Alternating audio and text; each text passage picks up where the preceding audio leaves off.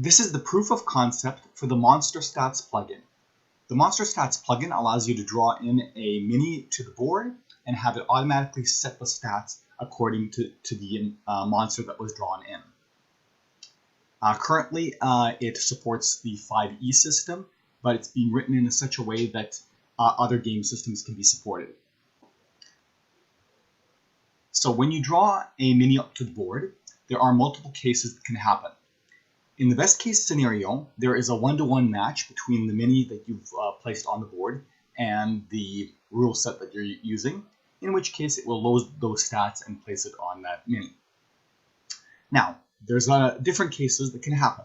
There is the case where the 5e rule set has more than one option that matches that mini, and in that case, it will give you a list to choose from, and depending on which one you choose, that's the stats it will apply. There is also the case where the monster that you have placed on the board is not part of the SRD rules, and in that case, it will tell you that the stats are not available unless you buy the corresponding Roll20 digital source book. The last case is that you drop a mini that is so unique that there really isn't any 5e monster equivalent, and in that case it will tell you that it was not able to find stats for that mini. So let's see this how it works. I'm going to open my library. I'm going to go to creatures, and let's start with something easy. I'm going to pull in a crocodile. I'm going to place the crocodile on the board, and you can see it said it's looking for possibilities, and it has found two 5e possibilities, a crocodile and a giant crocodile. So I will, for example, choose the giant crocodile, and now if I go over to the stats, I can see HP has been set to 85, and the stats, speed and AC are just both values are the same, but all of the stats have the modifier as the 1 value and the actual stat as the other value. So that's what it's currently setting up. In future editions, it may also set up other things like roll, macros, and so on, but the initial version sets up these stats. The nice thing is also that all of these stats, it looks for where they are. So for example, if in my campaign AC isn't my first stat, something else is, and AC is the third stat, not a problem. This will just go looking for it and update it accordingly. That also means that if any of these stats are not present, it just won't update it, but it'll work perfectly fine. So that was our crocodile. I'm going to just drop that crocodile again. It's going to give me the two same options again. Oops. And this time I'm going to select the regular crocodile.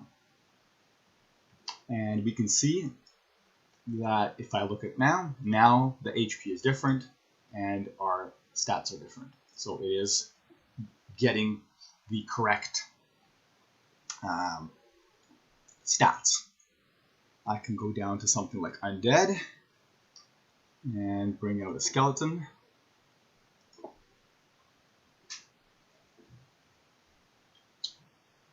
And here it's found various versions of skeleton. Obviously some of them don't really apply, like for example a warhorse skeleton. That's definitely not a warhorse, but the plugin is trying to infer what this could be from the name. And if I look at this, the name here is just Skeleton Warrior. So it's looking for Skeleton Warrior first, and then looking for Skeleton and Warrior. This is why we've got various different skeletons, and we also have Tribal Warrior because it also matched on the keyword Warrior.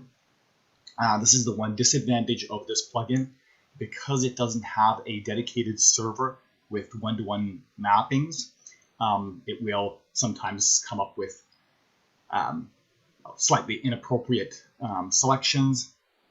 And in some cases, it also may not come up with matches at all because the Talespire name, it doesn't match the 5th edition or whatever edition you're using name. We can also demonstrate here. So this is going back to a Roll20 backend. Normally, for all users, it will have all of the SRD, the standard creatures available. But if you have a Roll20 account with some extra sourcebooks bought, it should be able to use those as long as you log into your account ahead of time and don't log out. Then it should have access also to any digital content that the DM has. So we can go here to monsters, and we can go to something like a Yeti. And when we drop the Yeti, so the first thing we will notice is when it looked up the Yeti, there was only one available selection that it found.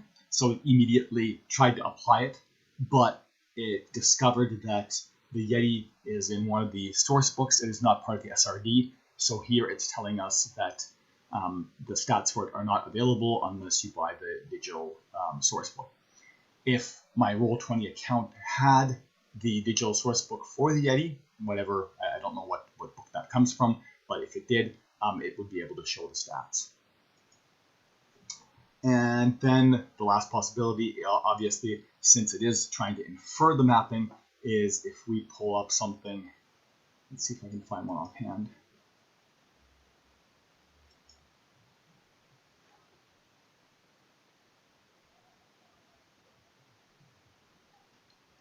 Yeah, we can see that the options here are probably not at all what this is, but this probably is some kind of a sea monster, so that's why it's coming up with a whole bunch of options for sea and probably monster. I want to try to find something that isn't here. And this is the last possibility. In some cases, the name doesn't match anything close to anything in 5th edition, so it will just come up with, sorry, I came up empty, could not find stats for tentacle large. There will be initially a configuration that you can do to fix that. So for example, if you have something like a tentacle like this, it's not finding that in 5th edition, but you'll be able to configure to say, anytime I drop a tentacle, use these keywords instead. That's going to start off being a very manual process, configuration process, but possibly in the future it might have a GUI that when you drop a mini and it doesn't find it, it'll ask you for keywords and then automatically add it to the dictionary. But initially it will be a manual process. So that's basically the proof of concept. As I said, it's not going to be the smoothest solution because it tries to infer the mapping between Talespire and 5th edition or whatever edition you're using creatures. There's going to be a similar plugin coming from Demon Gun that is going to be using a dedicated server for the mapping. So that was probably going to give you a much smoother solution. But as far as I know, the current discussion is that because of that server maintenance and updates, you're going to get a smoother experience, but most likely it's going to require a Patreon membership to get access to that server. So looks like you're going to have options. And that's basically it for the proof of concept.